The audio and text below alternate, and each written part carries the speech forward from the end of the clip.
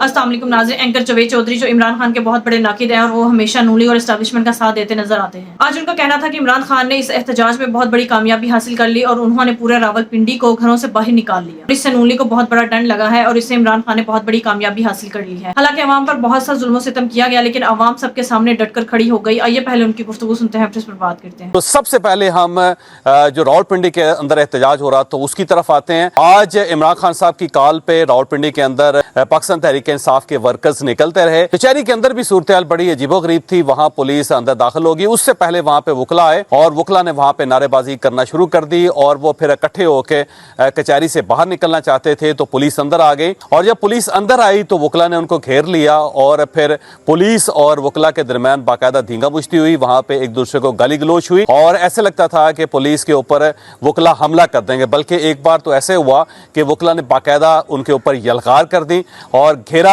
उनके ऊपर उन्होंने तंग कर दिया था, जिसकी वजह से पुलिस एहलकार खासे परेशान हुए थे। बहरहाल कुछ वकला दरमियान में आए, सीनियर वकला, तो लिहाजा पुलिस कचहरी से बाहर चले गई और उसके बाद कचहरी के जो दरवाजे हैं, गेट्स हैं, वो बंद कर दिए गए। और इसके साथ साथ अगर हम देखें तो आपने अगर मरी रोड देखा और रावलपिंडी का, तो वहां पे मरीड हसन के करीब से लेके कचहरी के चौक तक और फिर उससे आगे अगर आप आते चले जाएं तो पुराना एक फवारा चौक होता था। वहां पे ठीक ठाक किस्म की पुलिस और मुजाहिरीन के दरमियान लड़ाई हुई। पुलिस ने पहले उनको रोकने की कोशिश की, लेकिन जब देखा कि हजूम बढ़ता चला जा रहा है तो फिर पुलिस की तरफ से शेलिंग शुरू हो गई। और शेलिंग इतनी ज्यादा हुई कि लोगों ने घरों के अंदर जो बैठे हुए थे उनको सांस लेना मुश्किल हो गया और उन्होंने गीले कपड़े करके अपने मुंह के ऊपर बांधने शुरू कर दिए और बहुत सारे लोग अपने कमरों के अंदर घुस गए, क्योंकि जो शहरी आबादी थी खासी सफोकेशन उनको हुई। वहां पे जाहिर है आज सारा दिन मरी रोड तो बंद था, बल्कि पूरा रावलपिंडी बंद था और आप जिस तरफ से भी जाते थे आपको वहां पे पिकेट्स नजर आती थी पुलिस की और इसके साथ साथ कंटेनर्स नजर आते थे। फिर रुकावटें पुलिस ने पूरी रावलपिंडी के अंदर खड़ी की हुई थी, जिसकी वजह से तमाम रास्ते बंद थे और कोई भी शख्स अगर रावलपिंडी से इस्लामाबाद आने की कोशिश करता था तो उसे मुख्तलिफ रास्तों से होकर तकरीबन 2 घंटे लगते थे इस्लामाबाद पहुंचने में। तो तकरीबन इस्लामाबाद और रावलपिंडी सील थे सारा दिन और ऐसे महसूस होता था कि पुलिस किसी को शहर के अंदर दाखिल नहीं होने देगी। लेकिन फिर जो ही एहतजाज का वक्त हुआ, जो कॉल दी हुई थी पाकिस्तान तहरीक इंसाफ ने 2 बजे की, तो उसके बाद लोगों ने इकट्ठा होना शुरू कर दिया। लोग गलियों से निकलते थे और उन्होंने मुंह के ऊपर मास्क चढ़ाए हुए थे और पहले क्योंकि शुरू में बहुत कम लोग कम थे तो ऐसा महसूस होता था कि पुलिस इनको बड़ी आसानी से डिस्पर्स कर लेगी। लेकिन जब हजूम बढ़ना शुरू हुआ तो पुलिस ने बजाय इसके कि आगे बढ़ती, पुलिस पीछे हटती चली गई और जो पुलिस पीछे हटती चली गई मुजाहिरीन की तादाद में इजाफा होता चला गया। और फिर एक वक्त ऐसा आया कि यूं महसूस होने लगा कि पूरा शहर जो है वो बाहर निकल आया और अब उसको कंट्रोल करना इतना आसान नहीं होगा। तो फिर पुलिस को मजबूरी में आंसू गैस चलानी पड़ गई। और वहां पे भी एक बड़ा दिलचस्प मंजर देखने को मिला कि पुलिस के एहलकार वो सारे एहलकार जो शेलिंग नहीं करना चाहते थे, वो जिसको भी कहा जाता था कि आप आगे बढ़ के शेलिंग करें, वो थोड़ा सा पीछे हट जाता था। तो फिर पुलिस को पीछे से जो अफसर थे उनको ऑर्डर देना पड़ता था कि जनाब आप आगे बढ़ें और आगे बढ़ के आप शेलिंग करें। फिर उक्का दुक्का आगे जाते थे और शेलिंग करते थे। फिर जब पीछे से बहुत ज्यादा प्रेशर डाला जाता था तो फिर पुलिस आगे जाती थी और इस तरह शेलिंग होती रही, लेकिन हजूम भी इकट्ठा होता रहा। दूसरी तरफ आज अली अमीन गंडापुर साहब निकले और अली अमीन गंडापुर साहब जब पेशावर से निकले तो उनके साथ 10-12 हज़ार लोग थे, इसमें कोई शक नहीं है।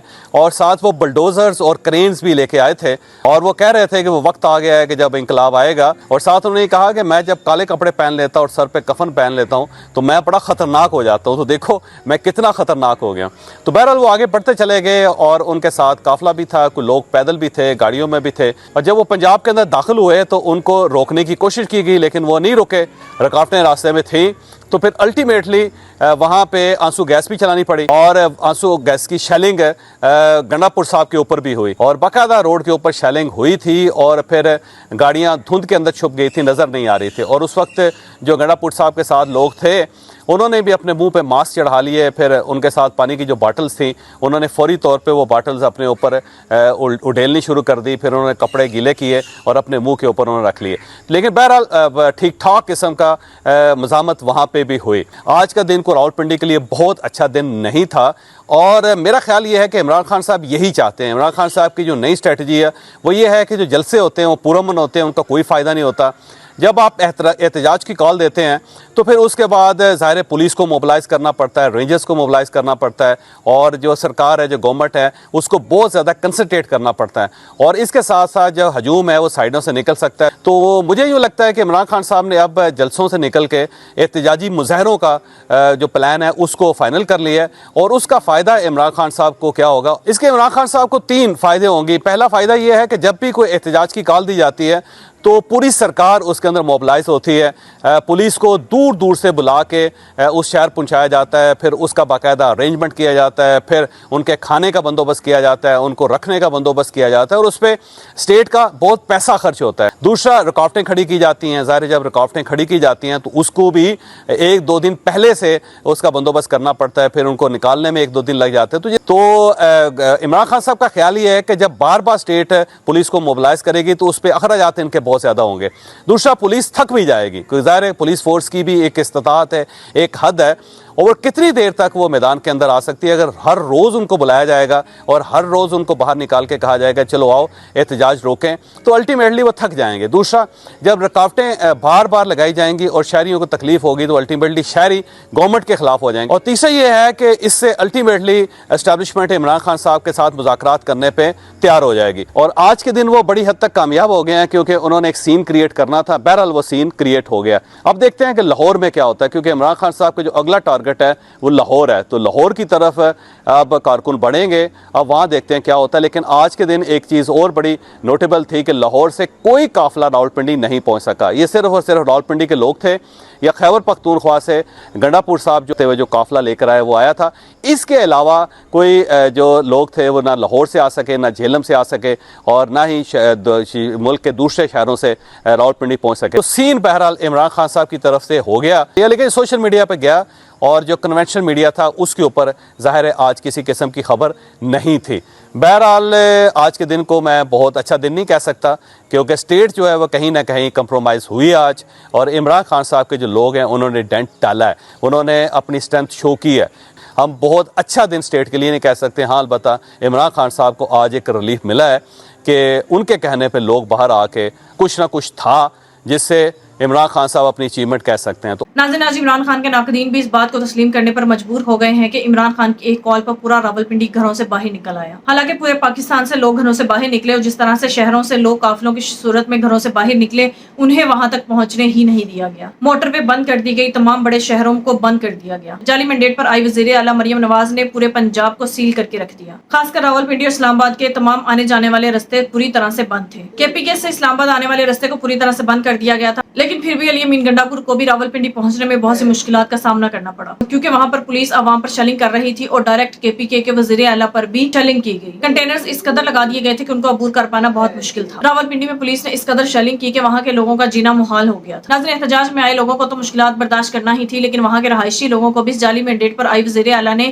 مشکلات میں ڈال دیا. آج جاوید چودھری کا بھی یہی کہنا تھا کہ پورا راولپنڈی ایسے لگ رہا تھا جیسے گھروں سے باہر نکل آیا ہو. جب احتجاج ابھی شروع ہونے والا تھا اور اس میں بہت کم لوگ تھے, اس وقت پولیس نے انہیں منتشر کرنے کی پوری کوشش کی, لیکن جیسے ہی پولیس نے دیکھا کہ احتجاج بہت بڑھتا ہی چلا جا رہا ہے, اس کے بعد پولیس بھی پیچھے ہٹ گئی. پھر جیسے ہی پولیس کو حکومت کی طرف سے یہ آرڈرز آئے کہ عوام پر تشدد کیا جائے اور عوام کو منتشر کیا جائے, کیونکہ شاید جعلی مینڈیٹ پر آئی وزیر اعلیٰ اس وقت سکتے میں چلی گئی تھی یہ دیکھ کر کے PTI والوں نے اتنا بڑا احتجاج میں ہجوم کیسے اکٹھا کر لیا, کیونکہ علی امین گنڈا پور KPK سے 30 سے 40 ہزار عوام کا مجمع لا رہے تھے, اور اس پر جعلی مینڈیٹ پر آئی حکومت بوکھلاہٹ کا شکار ہو گئی تھی, کیونکہ یہ اس وہم و گمان میں تھے کہ اتنا ظلم و جبر کرنے کے بعد عوام اتنا گھروں سے نہیں نکلے گی. لیکن آج راولپنڈی کی عوام نے یہ ثابت کر دیا کہ راولپنڈی کی ساری سیٹیں عمران خان کی تھی, جنہیں چوری کر کے جس طرح سے پورے پاکستان میں عوام کے مینڈیٹ کو چوری کیا گیا, اس پر ڈاکہ ڈالا گیا, بالکل اسی طرح سے راولپنڈی کی سیٹوں پر بھی ڈاکہ ڈالا گیا. آج عمران خان کے اس تاریخی احتجاج نے جعلی مینڈیٹ پر آئی حکومت کو ہلا کر رکھ دیا ہے. ناظرین, آپ کے اس بارے میں کیا رائے ہے, کامنٹ میں ضرور بتائیے گا. اگلی ویڈیو میں ملتے ہیں, تب تک کے لیے اللہ حافظ.